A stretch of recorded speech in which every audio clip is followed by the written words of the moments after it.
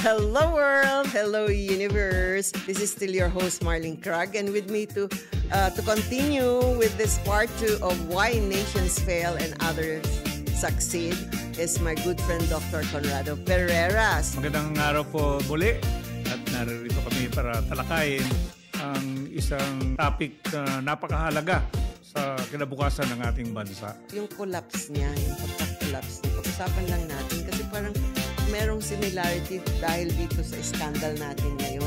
They become over-dependent daw sa oil nila. Kung over-dependent ka on oil imports, pag tumaas yung presyo, anong gagawin mo? Wala kang local sources. How about yung hyperinflation daw and economic collapse? Kita natin nung in the past, diba, during the crisis, the foreign exchange rate has deteriorated.